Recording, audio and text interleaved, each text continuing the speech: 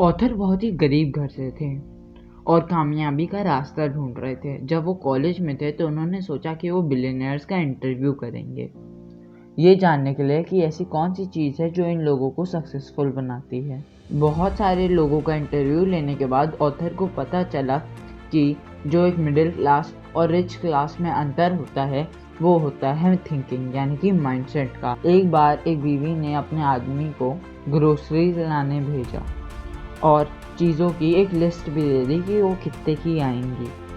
उसके बाद वो आदमी अपने घर की एक पास वाली दुकान में जाता है, पर वहाँ पे रेट थोड़ा ज़्यादा होता है क्योंकि वहाँ का दुकानदार वो चीज़ें बहुत क्वालिटी से बहुत दूर से लाता है। मगर रेट ज़्यादा सुन के वो आदमी वहाँ से चीज़ें नहीं खरीदता। उसके बाद वो आगे की दुकान में जाता है, लेकिन वहाँ पे भी उसे सेम रिज़ल्ट दिखता है। इसीलिए अब ये आदमी स्कूटर निकाल के अपने घर से कई किलोमीटर दूर जाता है एक दुकान पे। पर क्योंकि वहाँ सब चीज़ें थोड़े सस्ते में मिल रही होती हैं तो वहाँ पे भीड़ भी बहुत होती है और वो आदमी भी उसी लाइन में खड़ा हो जाता है। लेकिन उसकी बारी आने तक आधा घंटा बीत चुका है और वो फाइनली थोड़े और टाइम लगा के घर आ जाता है बड़ी खुशी के साथ और अपनी बीवी को बताता है कि कैसे उसने पैसों की बचत की। अब आप बताइए, क्या ये आदमी समझदार था या बुद्धू? ज़्यादातर मिडिल क्लास लोग कहेंगे कि आदमी समझदार था क्योंकि इसने पैसे जो बचाए, लेकिन एक रिच माइंडसेट वाला इंसान इसे बुद्धू कहेगा जिसने सिर्फ कुछ पैसे बचाने के लिए अपना 1 घंटा बर्बाद किया, वो कीमती टाइम जिसमें अगर वो चाहता तो जितनी उसने सेविंग की है उससे कहीं ज़्यादा पैसे कमा लेता, कुछ और ज़्यादा वैल्यूएबल काम करके। और यही डिफरेंस ही एक अमीर और एक गरीब इंसान में डिफरेंस पैदा करता है। मिडिल क्लास माइंडसेट वाले लोग हमेशा पैसे बचाने का सोचते हैं, लेकिन एक रिच माइंडसेट वाला इंसान हमेशा पैसे कमाने का सोचता है। अब मुझे गलत मत समझना, पैसे सेव करना बहुत अच्छी बात है, लेकिन सिर्फ सेविंग पे ही हद से ज़्यादा फोकस करना गलत बात है। एक रिच माइंडसेट वाला इंसान हमेशा पैसे कमाने का सोचता है। वो डिस्काउंट में चीज़ें खरीदने के लिए अपना कीमती टाइम कभी भी वेस्ट नहीं करते क्योंकि वो अपनी टाइम की वैल्यू समझते हैं, जिसमें अगर वो आधा घंटा भी और काम करेंगे तो वो उसकी पूरी प्राइस रिकवर कर लेंगे।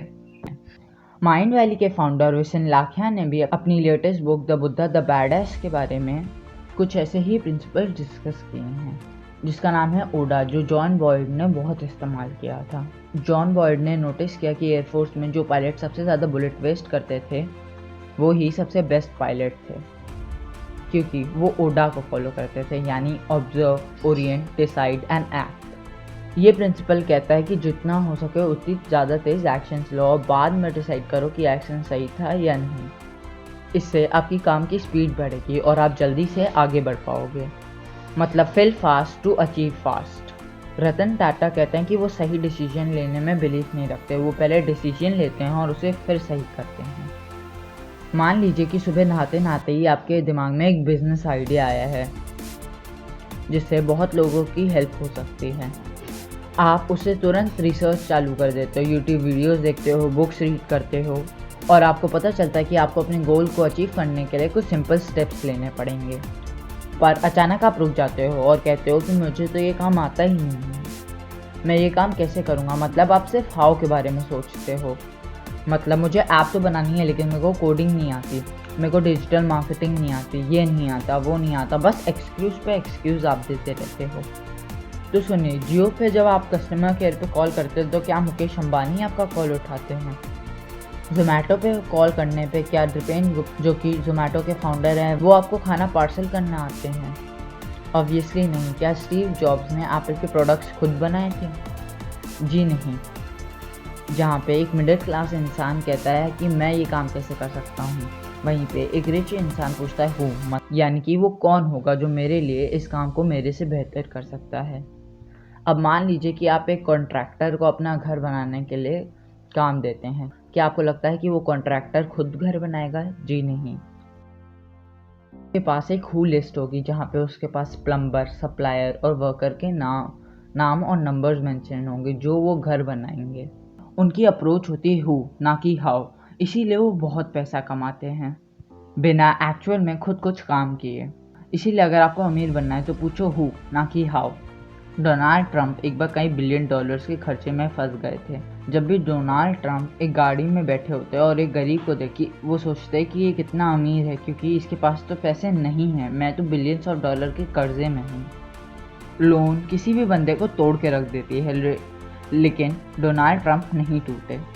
उन्होंने वो कर्ज ख़त्म किया और वापस अमीर भी बने। ये सब कोई चमत्कार की वजह से नहीं हुआ, ये सब इसीलिए हुआ क्योंकि उनकी सोच सही थी। उनकी आइडेंटिटी की वजह से वो वापस खड़े हुए और यूएस प्रेसिडेंट भी बने। कई लोगों को लगता है कि उनको काम अमीर बनाता है, किसी को लगता है कि उनके मसाले का काम ने उन्हें अमीर बनाया, किसी को लगता है कि उनके गोल्ड के काम ने उन्हें अमीर बनाया। लोग मानते हैं कि ऐसी कोई तो चीज़ होगी जो अमीर को और अमीर बनाते हैं, लेकिन सच तो ये भी है कि लोग अपनी फेंकी हुई चीज़ों के भी करोड़ों कमाते हैं, क्योंकि बात सिर्फ काम की नहीं होती, उनके कैरेक्टर और उनके माइंडसेट की होती है।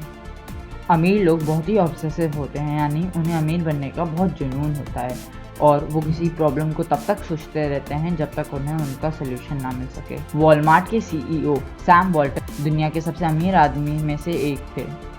जब भी वो अपनी कॉम्पिटिटर की शॉप में जाते थे तो वो शेल्फ्स की डिस्टेंस भी मार्क कर लेते थे कि उन्हें लगता था कि वो उन्हें अपने बिजनेस के बारे में छोटी से छोटी नॉलेज भी होनी चाहिए। फिर चाहे वो शॉप का कार्ड हो या फिर शॉप में जो बैकग्राउंड म्यूज़िक बज रहा है उसका गाना, वो हर छोटी से छोटी बात का ध्यान रखते थे। अब सोचिए कि एक आदमी जो बहुत अमीर है और वो काम जो वो दूसरे बंदों से करवा सकता है वो खुद कर रहा है क्योंकि वो बहुत ऑब्सेसिव है।